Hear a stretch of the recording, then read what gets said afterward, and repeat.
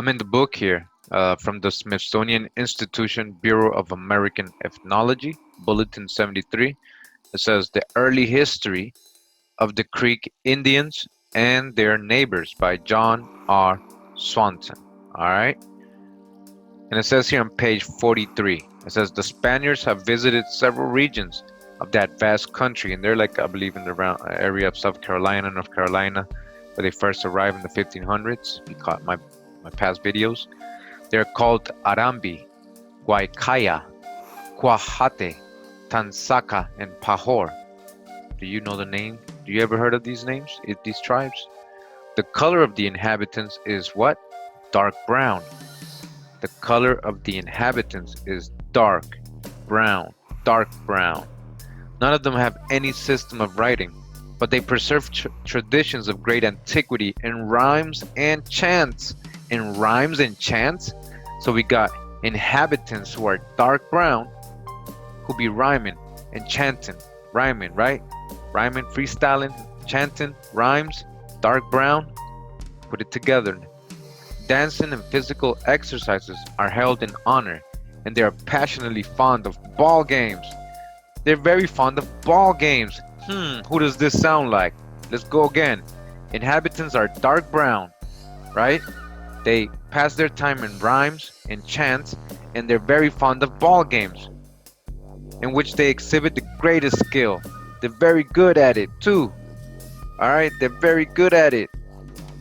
They're fond of ball games and they're very good at it. They're dark brown. Their complexion is dark brown and they be rhyming. Who they talking about? So-called Negro?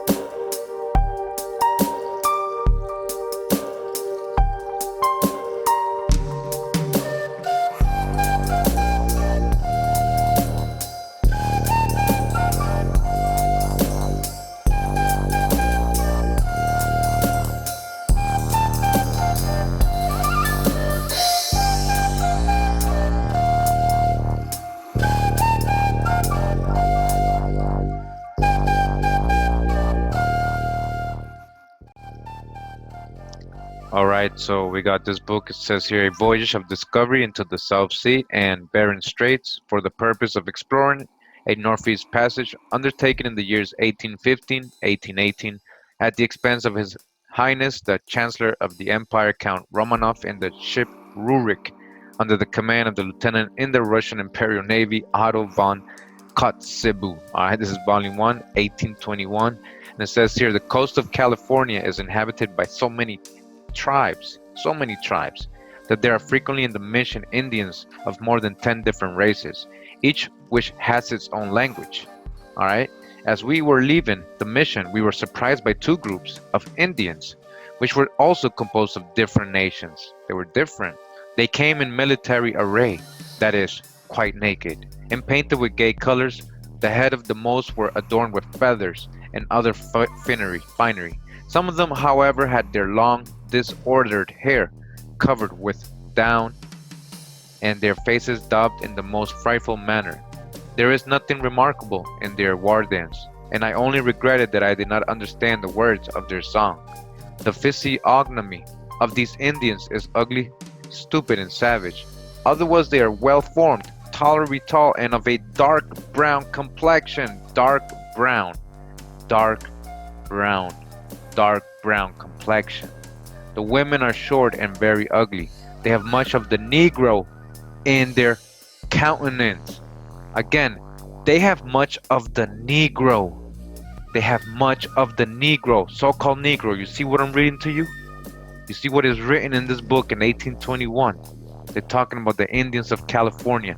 They're telling you this is different people. There's different tribes here. There's different people here. There's light-skinned tribes and there's people with dark brown complexion. And the women of these men are much of the Negro in their countenance, have much of the Negro in their countenance.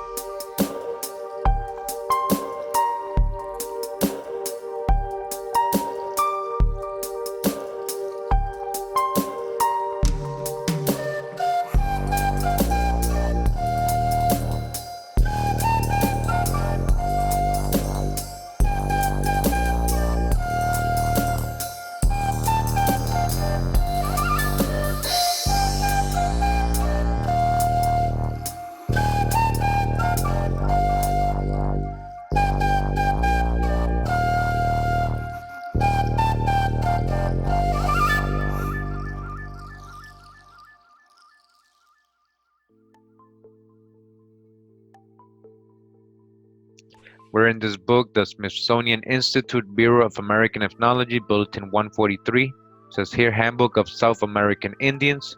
Julian H. Stewart, editor, Volume 6, Physical Anthropology, Linguistics, and Cultural Geography of South American Indians.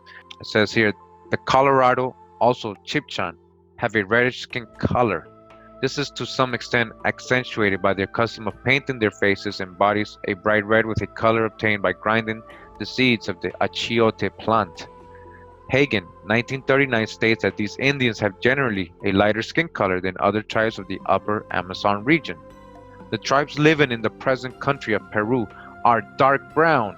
Again, the tribes living in the present country of Peru are dark brown, according to Eberhardt's 1910 observations. The Ayamara, living in the Andean highlands of Peru, have been studied by Macmillan, 1927, who speaks of them as having a swarthy brown to coppery skin or even a dark olive color. Again, swarthy brown to coppery, swarthy black, dark, swarthy brown to coppery skin or even a dark olive color. Again, the Peruvians, the Ayamara, Inca, swarthy brown to coppery skin or even a dark olive color, some being lighter with a yellowish hue.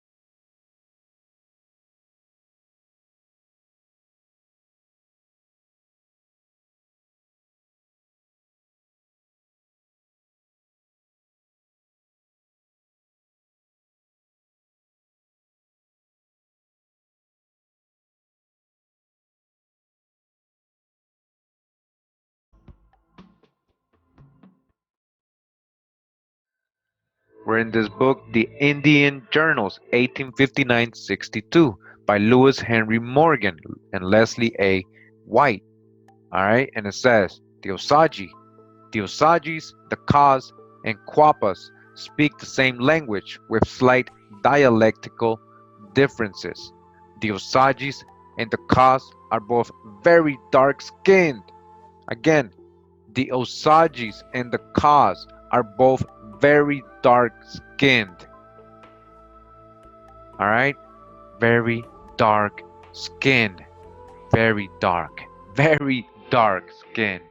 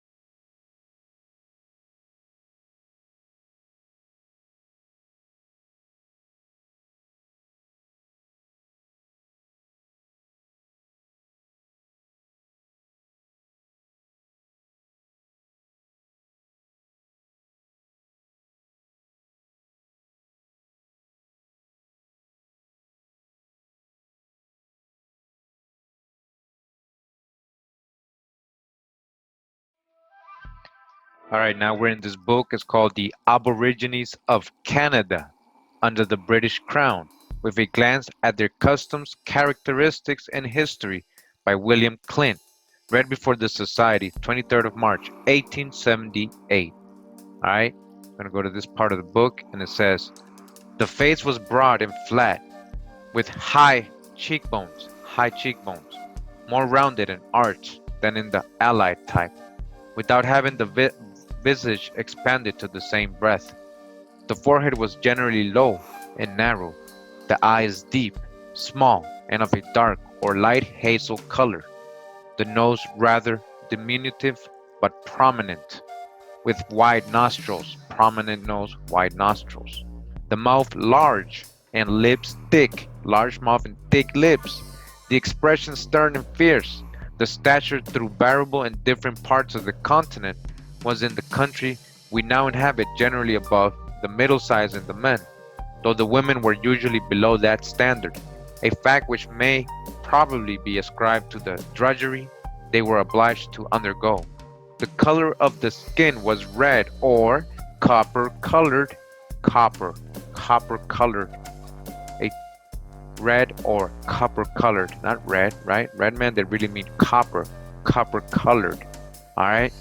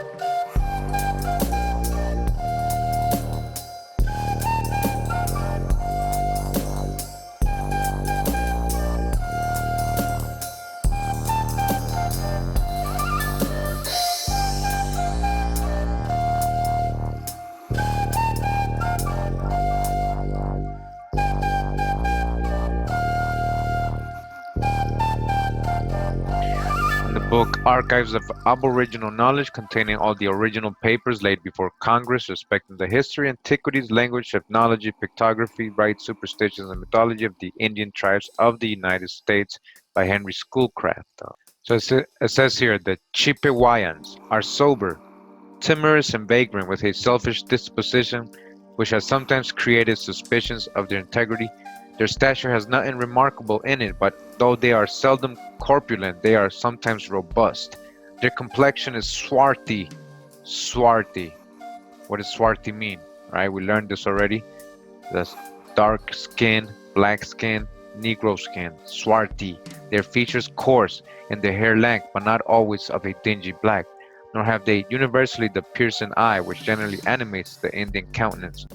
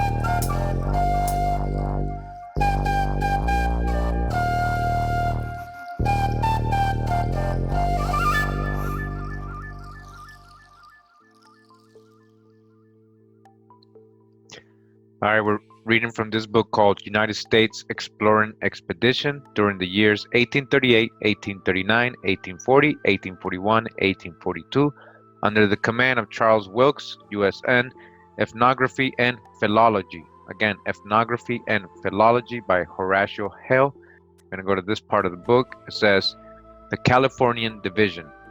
The natives of this class are chiefly distinguished by their dark color. Again, we're talking about California, right? Right. Again, the natives of this class are chiefly distinguished by their dark color. Those of northern or upper California are a shade browner than the Oregon Indians, while some tribes in the peninsula are said to be nearly black. Again, some tribes near the peninsula, we're talking about American Indians, are said to be nearly black, so-called black. In other respects, they have the physiognomy of their race: broad faces, a low forehead, and lank coarse hair. They are the lowest in the intellect of all the North American tribes, approaching to the stupidity of the Australians. All right, so they're being racist, right? Right here with their comments. They're dull and indolent, phlegmatic, timid, and of a gentle, submissive temper. The experiment, which was successfully tried, of collecting them like a herd of cattle into a large enclosures called missions, and there setting them to work, would probably never have been undertaken with the Indians of Oregon, and if undertaken, would assuredly have failed. All right, you see what they did? They put ancestors in missions. All right, and that was basically another indentured servitude. They had them under there in these missions. All right, again, they were dark color. We're in the same book. All right, again, Northwestern America, page 199, as you can see here, says the Nez Perces and the Walla Wallas and the Watlapu, Cayuse and Molele, the Shoshone, Snakes, Bonaks, and the Lutnani and the Shastis, the Palaiks, and probably other tribes towards the south and east. They approach both in appearance and in character the Indians east of the Rocky Mountains, though still inferior to them in many respects. They are of the middle height, slender, with long faces and bold features, thin lips, wide cheekbones, smooth skins, and the usual tawny complexion of the American tribe.